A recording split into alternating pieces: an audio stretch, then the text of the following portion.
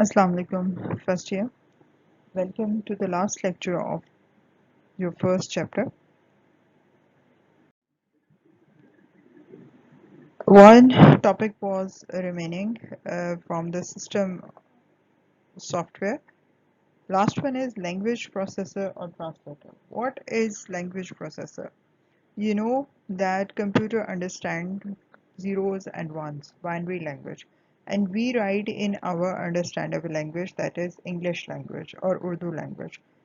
So when computer doesn't understand our language, then how it replies us, how it answers us, how it give us output, ये हमें output कैसे देता है, हमारे answer का accurate जवाब कैसे देता है. So this happens because of language processor or translator, which is installed in the computer, in the operating system, in the computer system. What it does, it translates our language into computer's language and computer's language into our language. So both of these, user and the computer, understand each other, that what actually user want and what actually uh, computers want. So this is called language processor and translator. Up now, the next topic is application software. What is application software? It is a set of programs designed to perform a specific part, a specific task. I told you earlier that system software is the software which is near to the operating system, right? Which is near to the operating system, and it is very first software which is uh, near to the computer system, right? And it is very first software which is installed on the hardware. It is near to the hardware, and it is the first software which is installed in the on the hardware, and it makes the hardware workable. इसके बगैर आपका hardware काम नहीं कर सकता. But the application software is that type of software which we develop according to our need. जब हमें जिस चीज़ की ज़रूरत पड़ती है, हम उसके लिए एक सॉफ्टवेयर बना देते हैं, एक गेम बना देते हैं, एक ऐप बना देते हैं, तो उसको हम क्या कहते हैं? ये एप्लीकेशन सॉफ्टवेयर है. Types of application software, there are four types of application software. One is productivity software. Productivity वो सॉफ्टवेयर हैं जो हम अपनी किसी प्रोडक्शन के लिए, अपने किसी काम के लिए, किसी ऑफिस वर्क के लिए, हाँ, जो बनाए जाते हैं. उनमें कौन कौन से हैं? वर्ड प्रोसेसिंग है, स्प्रेडशीट है, डेटाबेस मैनेजमेंट है. बिजनेस सॉफ्टवेयर कौन से सॉफ्टवेयर हैं? जो किसी बिजनेस को रन के लिए, करने के लिए बनाए जाते हैं. ठीक है, कंपनीज अपने सॉफ्टवेयर भी बनवाती हैं, जिनमें पेरोल के भी आ जाते हैं, accounting, inventory, retail software. Entertainment software वो सॉफ्टवेयर हैं जो आप अपनी मूवीज या गेम्स खेलने के लिए सॉफ्टवेयर यूज करते हैं, उनको हम एंटरटेनमेंट सॉफ्टवेयर कहते हैं. उनमें ऑडियो वीडियो प्लेयर्स आ जाते हैं. एजुकेशनल सॉफ्टवेयर वो सॉफ्टवेयर जिनके थ्रू आप अपनी एजुकेशन के कोई काम करते हैं, कोई टूल है जिसके ऊपर आप मैथ का काम कर रहे हैं, साइंस का कर रहे हैं, उसको वो एप्लीकेशन सॉफ्टवेयर है, उसको हम कहेंगे educational software.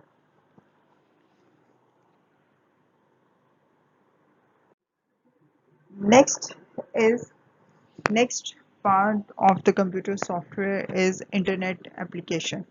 Internet applications are very common nowadays. वो applications जो आप internet के through use करते हैं और internet चाहिए होता है उन applications को use करने के लिए, उनको हम कहते हैं कि internet applications हैं. इनमें web applications हैं, cloud computing applications हैं और social media network applications हैं. Web applications कौन सी applications हैं? These are those programs that runs on a remote server while its user interact with it through a web browser. जैसे आपके पास Gmail है या कोई भी email system है, आप अपने कंप्यूटर के ऊपर काम कर रहे हैं, लेकिन Gmail का सर्वर तो कहीं और पड़ा हुआ है. ठीक है, तो ये वेब एप्लीकेशन है जिसके यूज करने के लिए आपको इंटरनेट चाहिए.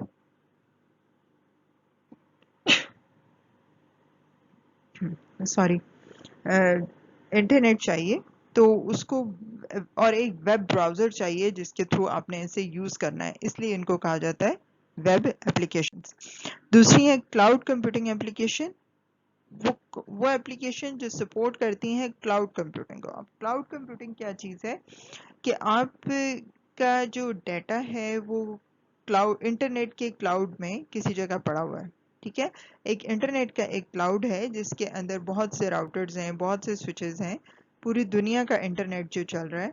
आप अपने किसी डाटा को, अपनी किसी फाइल को आप जो है वो गूगल ड्राइव पे डाल देते हो, वन ड्राइव पे डाल देते हो, ड्रॉप बॉक्स में डाल देते हो, तो आपका डाटा सेव हो जाता है इंटरनेट के क्लाउड में। अब आपको अपने साथ यूएसबी या अपने साथ कोई ऐसी ड्राइव रखने की ज़रूरत नहीं है। आप आराम से आप दुनिया के जिस भी कोने में चले जाओ, आपको अपना कोई भी डॉक्यूमेंट चाहिए, आप इजीली उसको इंटरनेट एक्सेस करके अपने गूगल ड्राइव से, अपने किसी भी अकाउंट से उसको ले सकते हो। इस चीज़ को हम कहते हैं cloud computing.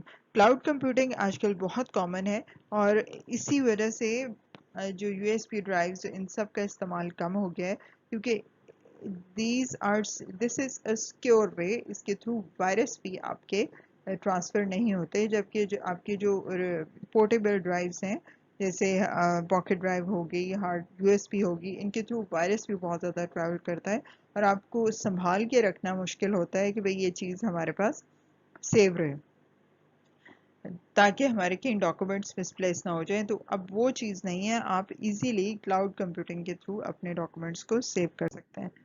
Social media network applications, वो एप्लीकेशंस जो आप सोशल मीडिया है आजकल जो आप यूज़ करते हो, जिसके थ्रू आप पूरी दुनिया को, जिसने ग्लोबल विलेज बना दिया है, आप दुनिया के किसी भी कोने से सोशल इंटरेक्शन रख सकते हो और उनके लिए आपको ऑब्वियसली इंटरनेट की ज़रूरत होती है, जैसे फेसबुक है, व्हाट्सएप है, ट्विटर है।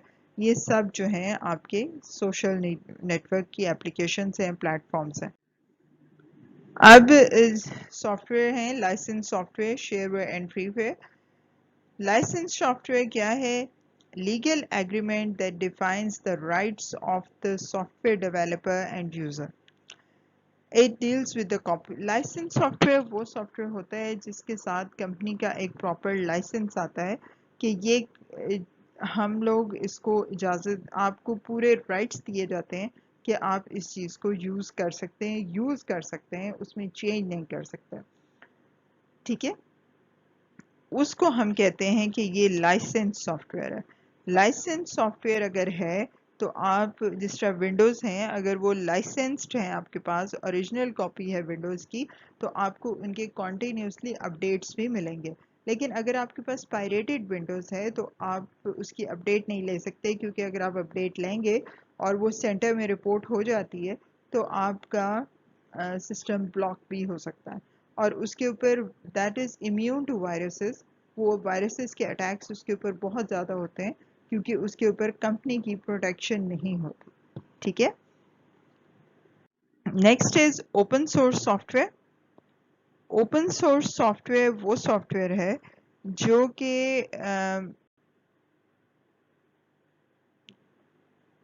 ओपन सोर्स वो सॉफ्टवेयर जिसके जब आप लाइसेंस खरीदते हैं तो उसके साथ आपको ये अथॉरिटी भी मिल जाती है कि आप उसको चेंज भी कर सकते हैं, उसका सोर्स कोड भी मिलता है, आप उसको चेंज भी कर सकते हैं, उसको अपने अकॉर्डिंगली इम्प्रूव भी कर सकते हैं। जैसे लिनक्स है, Linux is an open source operating system. जब आप विंडोज़ का लाइसेंस लेते हैं तो आप विंडोज़ को यूज़ कर सकते हैं, उसकी अपडेट्स ले सकते हैं, लेकिन विंडोज़ के सोर्स कोड में आप चेंज नहीं कर सकते।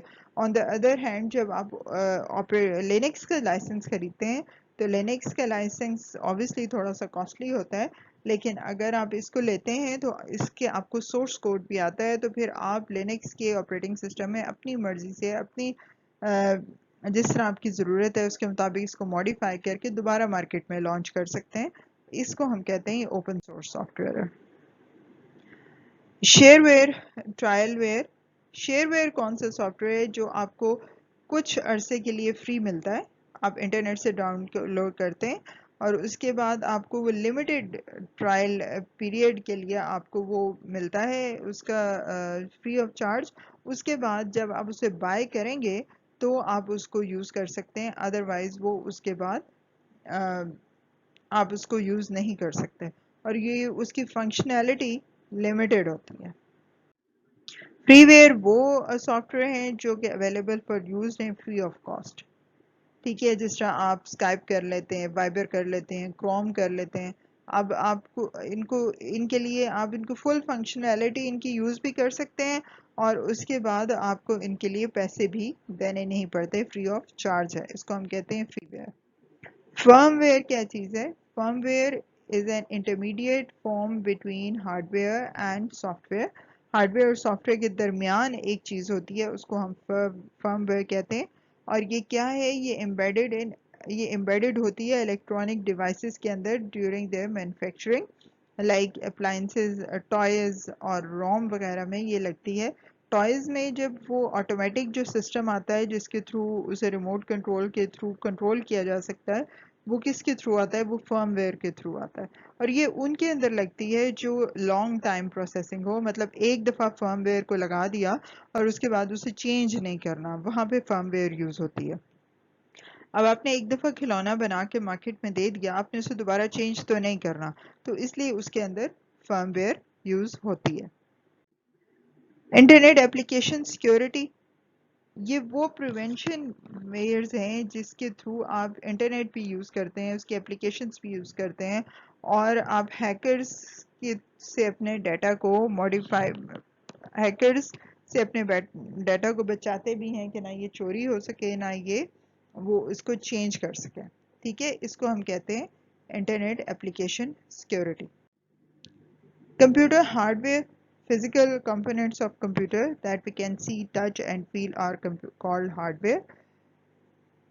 Computer hardware consists of input devices, memory devices, processing devices, communication devices and electronic circuitry. जो पूरा एक structure computer का बना होता है वो सारा hardware होता है।